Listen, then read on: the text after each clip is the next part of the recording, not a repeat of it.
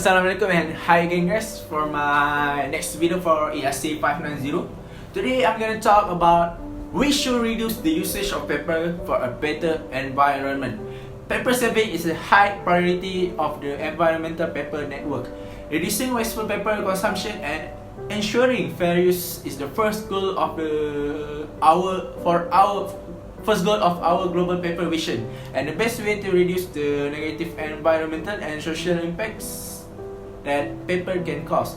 Since the 1960s, world consumption of paper has quadrupled and use of printing paper has increased sixfold. Just 10% of the world population, Western Europe and North America, consumes more than 50% of the world's paper. Europeans and Americans use 6 times as much paper as the world average. Our paper consumption is the major driver of the forestry industry.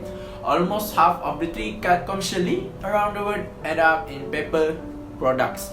Yet much of this paper use is wasteful and unnecessary, and some of it is linked to human rights abuses, forest destruction, pollution, and climate change emission. This thing must be changed as soon as possible. So that's why I'm gonna tell you all about the benefits we can get for reducing usage of paper. First of all, reduce deforestation.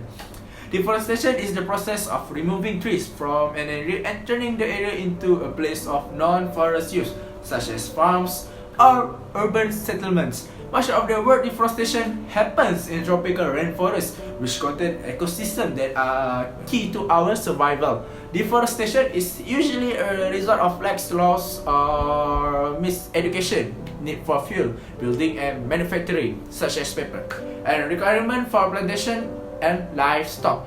One study shows that 40% of deforestation is done to satisfy our huge appetite for paper goods, which is around 4.1 million hectares per year, the size of the Netherlands. That's really some crazy numbers, you guys.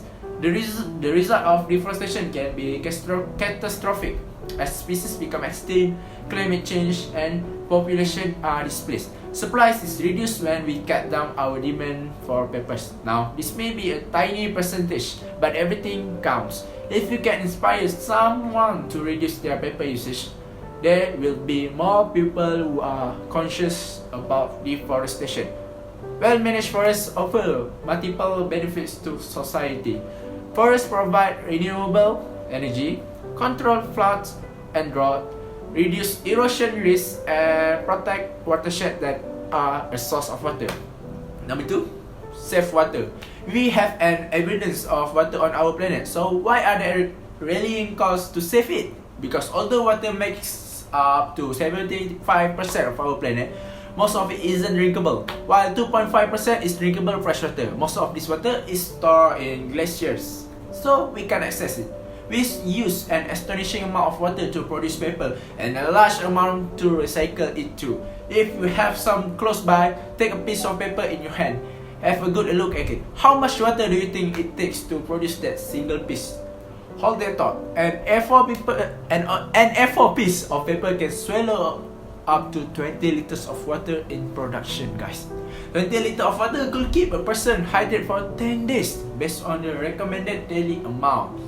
Water is used in every stage of paper production, such as pulp making, processing, and paper manufacturing, plus the associated activity of cooking, bleaching, and washing, which is why paper production needs so much water.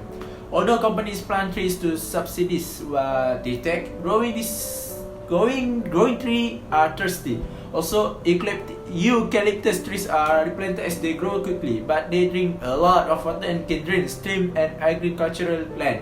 Drying of the land can cause forest fire, and eucalyptus trees are what caused the Portuguese forest fire in 2017.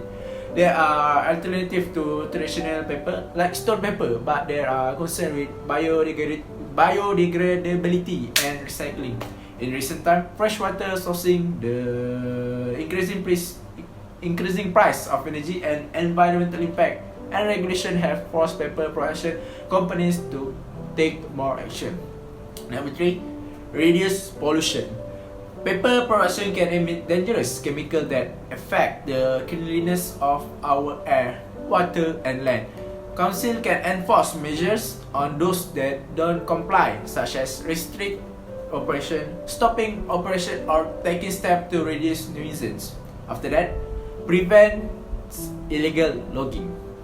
Illegal logging is the plantation, harvesting, and selling of timber through prohibited means and violates regulations. However, it isn't easy to identify illegally sourced timber, so it's often unprosecutable. It's thought the illegal logging trade is worth around 7.7 billion per year, which much of it thought to happen in the Amazon, Southeast Asia, Central Africa, and Russia. However, figures are often skewed. In 2003, the Republic of Estonia declared the total at 1%, whereas the Estonian Green Movement said as much as 50%.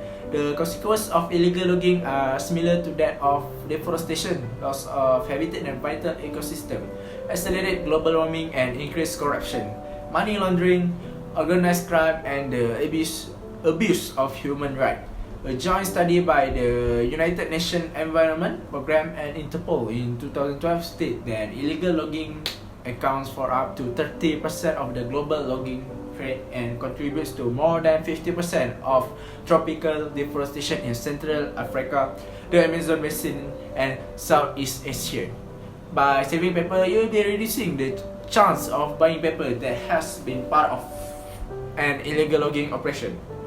Look out for the Forest Stewardship Council approval when you buy paper.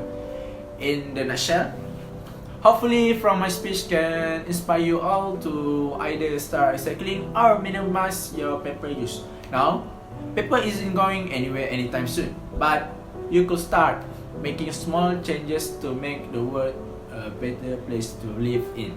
Remember guys, 3R: reuse, reduce, and recycle. Bye, and see you guys later in my next video. Adios.